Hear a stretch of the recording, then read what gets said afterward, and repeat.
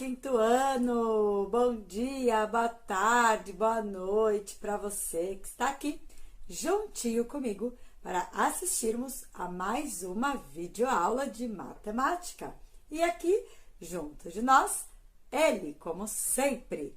Vem, Bertiaguinha, dá um oi para os alunos. Oi, galera, tudo bom? Vamos para a aula de hoje? Hoje vamos falar sobre números decimais, décimos, centésimos e milésimos. Mas antes, vamos retomar nosso sistema monetário, pois fica mais fácil a compreensão. Observe: 45 centavos, 22 centavos, R$58,28, R$5,92, R$9,02. Você já percebeu quantos números como estes usamos no nosso dia a dia? E para que usamos esses números? Já sim, quando compramos alguma coisa. Exatamente! Nosso sistema monetário possui uma parte inteira, que é o real, e uma parte decimal, que é o centavo.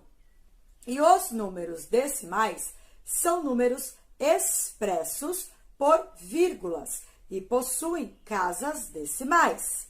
Por exemplo, 1,54 ou 2,5 e assim por diante. As casas decimais são contadas a partir da vírgula. Por exemplo, veja esse número que está na tela: 12 inteiros e 451 milésimos. Possui 3 casas decimais, ou seja, 3 algarismos depois da vírgula. 4, o 5 e o 1 estão depois da vírgula. Observe o material dourado. No material dourado, temos o cubinho, a barra, a placa e o cubo grande. E a relação entre as peças é 10 cubinhos formam uma barra, 10 barras formam uma placa e 10 placas formam um cubo grande. Desta forma, quantas placas são necessárias para formar um cubo grande? São necessárias 10 placas. Exatamente! Agora, vamos ver a que fração do cubo grande corresponde uma placa. Se eu uso 10 placas para completar o cubo, isso significa que uma placa corresponde a 1/10. 1 sobre o 10, ou 0,1, que é 1/10. Ou seja, o cubo grande foi dividido em 10 placas e cada placa representa uma parte, ou 1/10. Olha só. E quantas placas são necessárias para formar um cubo grande? São necessárias 10 placas.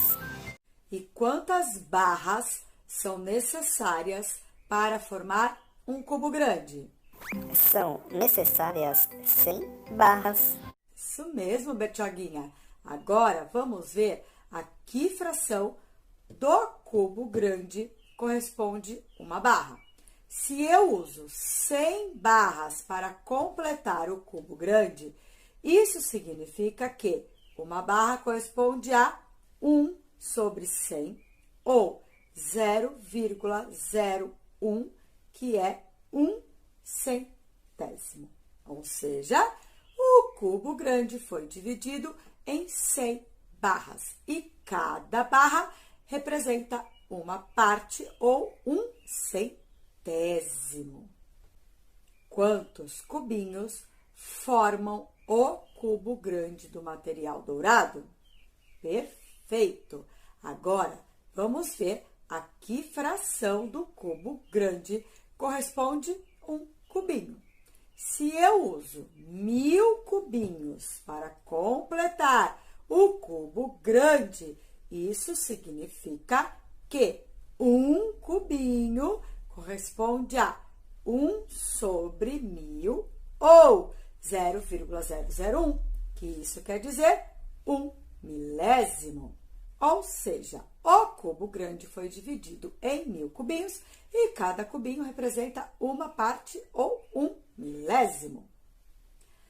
Assim, se eu considerar as placas, significa que o inteiro foi dividido em 10 partes iguais. Se eu considerar as barras, significa que o inteiro foi dividido em 100 partes iguais. E se eu considerar os cubinhos, isso significa que o inteiro foi dividido em 1000 partes iguais. Desta forma, veja só essa imagem. 13 sobre 1000, ou 0,013, que é 13 milésimos. Neste caso, foram considerados 13 cubinhos. Assim, se o cubinho corresponde a 1 milésimo, 13 cubinhos correspondem a 13 milésimos. Lembrando que a leitura dos números decimais é feita pela união da parte inteira do número, expressa antes da vírgula, e a quantidade de casas decimais, depois da vírgula, que corresponde à parte fracionária, décimo, centésimo, milésimo, e décimo de milésimo, e assim por diante. Para compreender melhor, veja aqui alguns exemplos. 0,1, 1 décimo. 0,4, 4 décimos. 0,01, 1 centésimo. 0,35, 35 centésimos. 0,125, 125 milésimos. 1,50, 1 inteiro e 50 centésimos. 2,1, 2 inteiros e 1 décimo. 4,8, 4 inteiros e 8 décimos. 5,873, 5 inteiros e 873 milésimos. 1 décimo, pois só temos uma casa decimal. 4 décimos, pois só temos uma casa decimal. 1 centésimo, pois temos duas casas decimais. 35 centésimos, pois temos duas casas decimais. 125 milésimos, pois temos 3 casas decimais. 1 inteiro e 50 centésimos, pois temos duas casas decimais. 2 inteiros e 1 décimo, pois temos uma casa decimal. 4 inteiros e 8 décimos, pois temos uma casa decimal. 5 inteiros e 873 milésimos, pois temos 3 casas decimais. Observe que quando temos um número apenas depois da vírgula, lemos décimos. Caso tenha 2 números depois da vírgula, a gente lê centésimos. E se temos 3 números depois da vírgula, como que se lê? A gente lemos milésimos. Milésimos.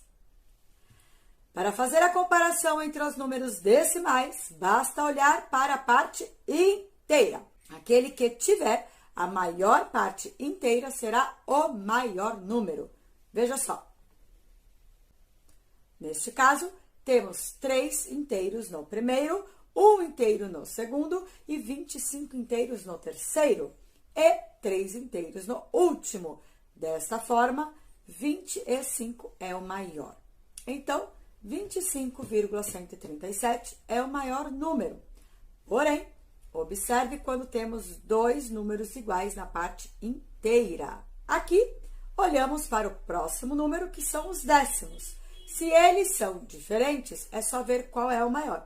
Aqui, entre o 2 e o 6, o maior é o 6. Então, 3,641 é maior que 3,218. Muito bem! Agora você já está pronto. Pode fazer as atividades 1, 2 e 3. das páginas 76 e 77 do seu livro Vem Voar de Matemática, certo? Por hoje é só, a gente vai ficar por aqui. Caso tenha dúvida, fale com o seu professor ou com a sua professora nas interações diárias. Eu espero vocês na próxima aula. Não falte que eu tô te esperando. Combinado? Beijo grande para todo mundo e até a próxima!